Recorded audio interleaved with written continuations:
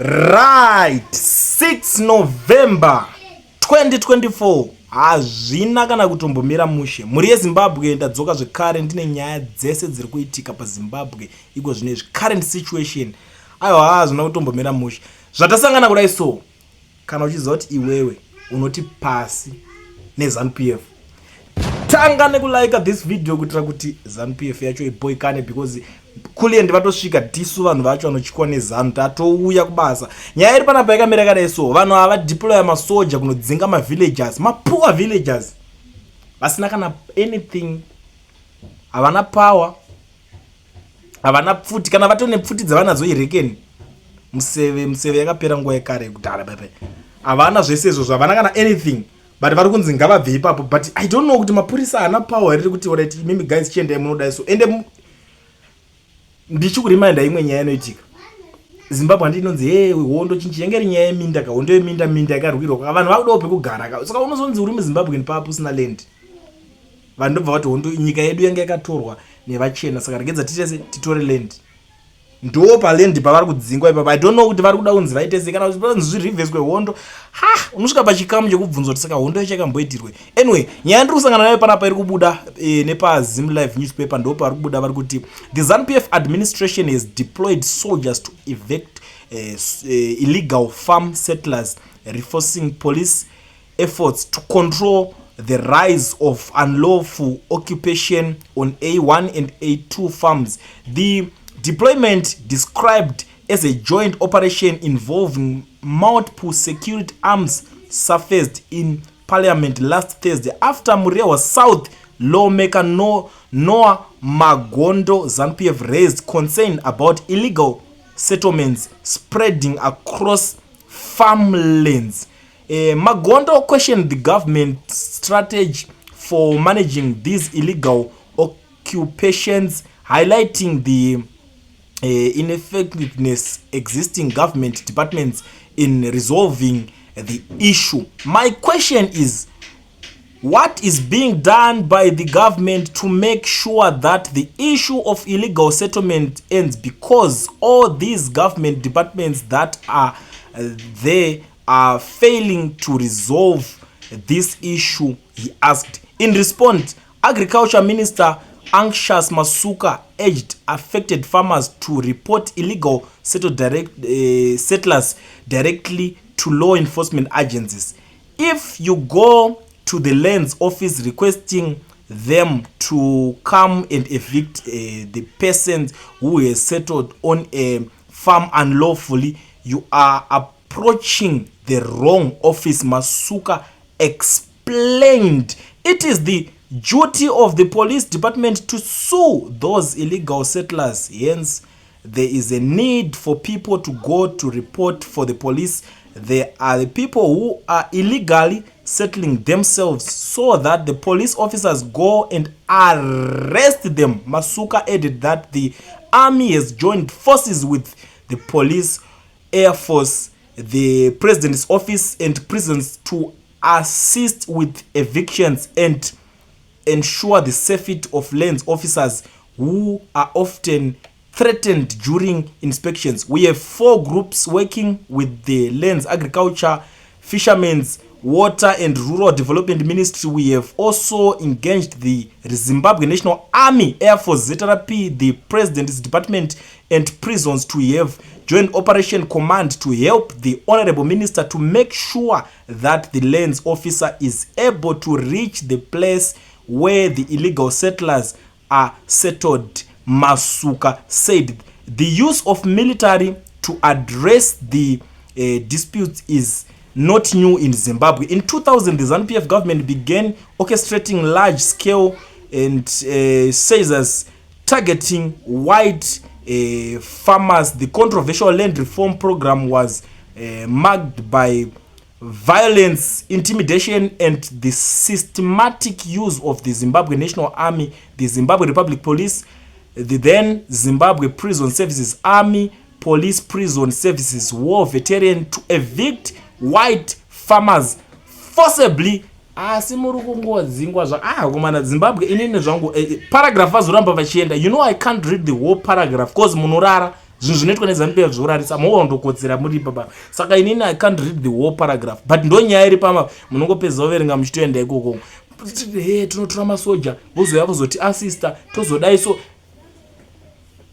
kudzinga tingati chiko poor citizens. I can't say poor citizens alright, poor villagers. Ibva ipapo hey mimi akomanaka ndo Zimbabwe yacho yemakada iyo, ndo zviri kuitika mairi izvozvo. But anyway, inini I can't speak for everyone. Ndangoti ndingotaura zvinhu zviri kuitika ende muri kutoona nyaya yacho itoripo iyoyi, and I'm sure kuti mese after 3 hours makatanyatso research muchatoona kuti it's something chiri kuitika. So iko zvino zvitiri kubva tapinda pane imwe nyaya yatiri kuona iri kunetsa na mukomana uyo award winning journalist mfana wangu anonzi Wopo Ching'ono. Ari kunetsana nemwana waMugabe Bellarmine Chatunga, the real one. Atisutaura zvemaghosting, unoziva kuti inini handitaure nyaya dzekunyeba kapanapa. Nyaya yavari kunetsana panapa iri simple. Pane umwe ari kuzoshandisa mafeelings pasingade mafeelings. Chatunga ndiye agara ataura akati wait and see, Hopewell spinning, but we all know he was saying Kamala will win the election. Inyaya yekuAmerica. Pari kunzi mirai muone zvenyu Hopewell akuchinja, asi nguva yese yetiri kuzotanga achitaura kuti Kamala ndiye chete achawina election because Donald Trump ndiye akawina. Kamala aitwa Christmas ameno unozongoziva zvazvingori ka Donald Trump mawinira acho anokunda ngomakurira. So Wopo Ching'ono abadzoka nehasha, I don't know kuti kwakutoshandisa opportunity yekuti I want to outsmart this young man. Ndo opportunity yashandiswa panapa, ari kutaura kuti your father killed 20,000 Zimbabweans, looted the coffers of Zimbabwe dry and destroyed the public infrastructure including hospitals, yet you remain entertained by ignorant people who fail to realize that without your father's kleptomaniac rule we wouldn't care about Trump's cut because we wouldn't need aid.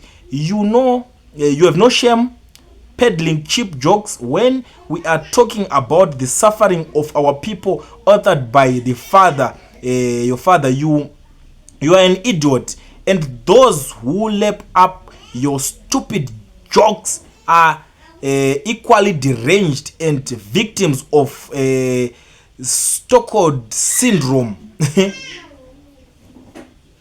Personally chaicho unozati inini zvangu I can't judge panyaya papa. We all know kuti Mugabe akauraya nyika. Mugabe hapana zvinozikanwa panyaya dzekuti tingati pakuendesa nyika mberi tozviziva tese kuti Mugabe titori nebhita, nyika yese inofanira kuenda kutherapy. Vanhu vemuZimbabwe iko zvino vari bhita. A lot of people vari kufamba vachitaura vega, enda kumastreets mutown everywhere vanhu vanofamba vachitaura vega because of Mugabe, because Mugabe is the foundation of problems ese ari kuitika iko zvinezvi. Vese ava vanga vari vafana vachitogurumwa naEmmerson handiti, but munhu angotaurawo kungotiwa ejoke kuti it's not about Zimbabwe. Akutopinzirwa nyaya yekutonzi baba vako vakati and I don't know guys kuti mimi munoitongose ndongosira ipapa. The comment section is open. Inini I'm not here to judge, but I'm here to report zvinhu zviri kuitika. Tobata jambira pane nyaya zvekare atiripo panyaya yaTrump already. Pari kunzi one thing Donald Trump must avoid dictators in Africa who do not win elections but instead abuse their people and destroy their economies. Nyaya yangaitika vamunangagwa vanga vabuda vachiti congratulations to president-elect real Donald Trump on your election victory. Vamunangagwa ndo vanga vabuda vachitotiwo makorokoto kando zvinhu zviripo. Musimaimani MP of South Africa akambokampenera akacontesta for DA. I think it was last election here. Ndiye aicontesta for DA. Kwete iyi yatabva yepamashure pacho iyi ndo yaicontesta. It was around 2019 ndiye akacontesta for DA akazokundwa zvake. Saka ndo paangona vamunangagwa rudaro. I don't know kuti chichinoitika na this guy. Anodherera vamunangagwa. Inzwai vanhu veZanupf vamunangagwa vanodhererwa neMP weSouth Africa anonzi Musimaimani. It's a different story zvamunoita maMP muno maroa ka maMP muno mangadherera vamunangagwa muriko. Mutanga kutoti ngatimutsvagire kuti tomuita sei. Saka ndiye aroramba achidherera abva atodzika gejo akati avoid ED Mnangagwa. He is one of the worst people to do anything with Africa. Tambirai kure zvenyu naye musatomboga.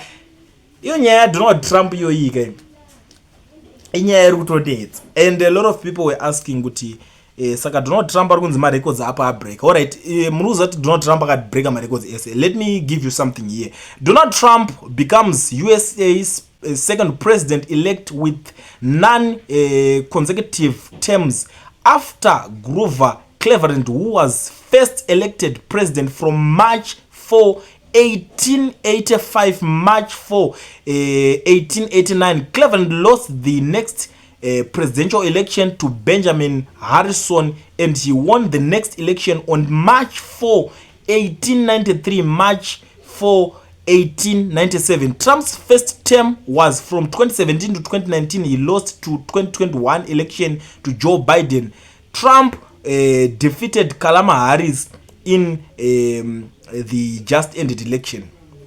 Ndapedza zvangu but zvimwe zvacho guys nendamborizecho vamwe vacho mufanira kungonyawo mucomment section muti apa kule ndiwapedza basa kana usina kulaika zvanguwo zvako izvo kana baba vako chaiva ngotadza kuzviresearcha ukira mudhara wako wakuzvaraiwoka nyaya dzemana 18 something vanga vadziwana nguvai. But anyway, you know, the love that I have for you guys, I make sure kuti ininika ndogara pasi ndo research ndoita proper research ndokuigirai nyaya dzine dzichiitika. Saka ndo yamungangoda kuziva about Donald Trump. Now pane vakomana vari kunetserana nanyaya iyoyi amanaka pakaipa pari kunzi the US had about 161.42 million registered voted compared to Zimbabwe 6.6 million registered voted as at August 2023. The period taken to release Zim election was longer than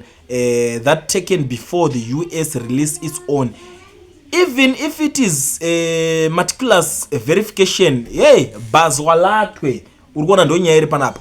Ndova ndaona kudza MTC mukomana uyo vakomana vepropaganda naObey Shava ndi lawyer anombobuda achinetseka nenyaya dzeCCC Citizen Coalition for Change ari kuti it's just ignorance on your part. US election results take months to be finalized. You only saw projections pointing on a Trump victory. Those aren't final results. Zim results are finalized same day. Something you know, but just doing childish propaganda. V11 forms are available on same day of voting. Those are the final results. Vakutovezana ainangu in Zimbabwe. What I know and what I believe, vanoizana pia ndone propaganda. Ava no opposition propaganda yavo vanayo, but iri tingati iri shallow kaka propaganda shungu.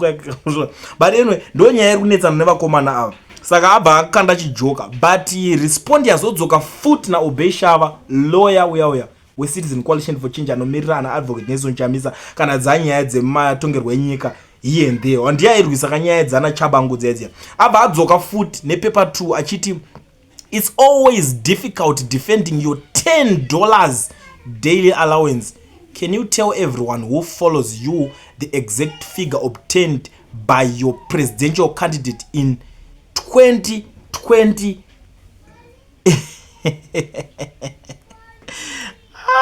Guys, I've heard.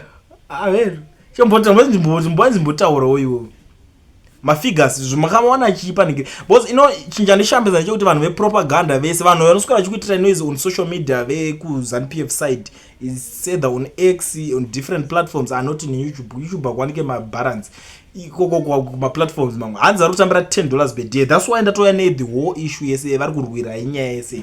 Ndangondi kuzivisei kuti vanhu vese vari kukupa propaganda vari kunetsa vanhu vari kutambira $10 pazuva.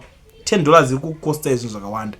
Anyway, muchango support wenyu kana muchida ndigandijambire zvangu niende papa. Twadapinda panyaya ya Temba Mlisco ari kunetsana na Richard Tsvangirai. Richard Tsvangirai ndiye mwana mfana waya mwana wa Tsvangirai uya ukuthi akadawo zve politics anditi ndobvaona kuti political party ya baba vake which is MDC yaparara yasarana na Mwonzora Dagi mukoma Douglas Mwonzora ndo vangasara vachita se vachirana that political party. vasara vachirana that political party mukomadhagi. I don't know. Man, tingati chiri political party. Is it a burial society? I don't know kana vachiri kutokwanisa kuafford kuviga munhu anenge afa. And handizivi zvangu kana vachizokwanisa, but it's up to you guys. Pamwe muchiri support MDC, ini hangu ndinongosupporta Zimbabwe. Zvema political party ndakatoona kuti drama. Now, pari kubuda nyaya panapa pari kunzi because Richard Zvangira meno zvaari kunetsana nokunotoni. When Themba Mliswa was building substandard Blair toilets using CDF money, we didn't hear anyone say it wasn't his mandate. But now, when we want to build a school, people are quick to say it's not our mandate. We can't sit idly by while children travel over 5 kilometers to access education or worse, learn in homes. It's time to rethink our priorities and take action. Let's come together and build a better, stronger Norton for our future generations. Ndo mashoko ari kubuda achitaura na Richard Tsvangirai. Mbano weya azobhitira anachamisa vacho bosa akazongoti angosara vangoti chamisa kanenge kane mabusiness. I can't follow him zvakuti zvokuti tibude kuparliament ini nditotangawo kutobhwana wakasalary kepo unongoza kuti everyone ata politics muZimbabwe ari kuita for his or her belly. Saka pavakangona chamisa achitaura kuti it's not about money, it's not about my positions. Vakati vachamisa chimboenda izvo ino vanhu venyu isusu kuno kuti tori right, hatisi kuda kutombokuteedzera zvamutaura. Do your thing vachamisa. Thank you for giving us that opportunity yekuti tishandise ticket renyu nokuti titese tinge tichipinda ipapo. Saka ndo that's Richard Tsvangirai for you. Akabva angoti bangosara nevamwe ma-MP vaya vakasa vari kupopotera mari kuti hey ZANUPF tanenani manzi tisingawani masalary edu tipei mari. That's Richard Tsvangirai for you. Saka ndo nyaya ari kunetsana Themba Mliswa panapa. Now Themba Mliswa ari kudzoka nerespond yake panapa. Audzwa zvokunzi hey Themba Mliswa akazodai zvikanzi na Themba, don't invoke my name as a protection shield to defend off negative sentiments against your whizzing leadership. If I was so bad, why not just do better? The opposition has been stunted by a failure of initiative and surviving on protest politics. You are an example of such politics. Sei uri kuda kuzondipinza mutunyaya twako tusina nebasa rese kana iwo uchiziva kuti because you can't say kuti Themba Mliswa pakagadzira mateletsi waya manga musingambokomplaine mamusingati is his mandate makangobvuma makangotambira zvese. Now ndindakuda kugadzira chikoro kuti vana vasafambi mazi 5 km vachienda kunodzidza makunditi inini zvandiri kuita zvakadhakwa chichi ndo nyaya dzavari kunetsana vari kutorwa kunotoni koko zvimwe zvacho munongoziva imimi I know kuti vamwe vanhu vanozoda kuzobhelieve zvabuda kunewspaper indatopedza pangu ndo nyaya vari kunetsana varume vava kuti Richard Zvangirai usataure zita rangu panyaya idzodzo pedza bam sports inini handiti iwo chakatota vakuvhotera vakatoona kuti iwo uri better than inini saka zita rangu uri kupinda papi. Pedza nyaya dzako usazoti hey when Themba Mliswa chinchi do your own thing. Show them kuti iwewe you are better, not kutoti iwo wauda kutofamba nenzira dzandakafamba. When Themba Mliswa was that muZimbabwe kune drama guys yo. Anyway, ndo nyaya dzanako ndiwe nadzo guys ndakakubatira munoziva kuti inini I will never disappoint and you all know kuti inini the nyaya metizhen ndinoweka nyaya kunge mesi ndendauya panapa kuti kuti usajambwe nenyaya usati wapinda magumbezo unotoenda uchitoziva zvinhu zvese zvikuitika muZimbabwe. Kana uchinge wasvika panapa iri first time yako subscribe to this channel or join this amazing family. Patinokupa nyaya and this one is the number one panyaya dzenyaya atizorore tinenge tichingokupa nyaya to make sure kuti kana pane anything chabuda even njori kufunga uchiri hai chakavanzika iwo togara tava nenyaya yacho ndo zvatinokwanisa kuita izvozvo. So kune vagara vari panapa ngoma ndiyo nyaya madzinzwa. Tell me what you think in the comment section. Tichionesana ameno maonero anosiyana mondiudzawo kuti nyaya dzacho idzi muri kudzionawo sedzese dziri panapa.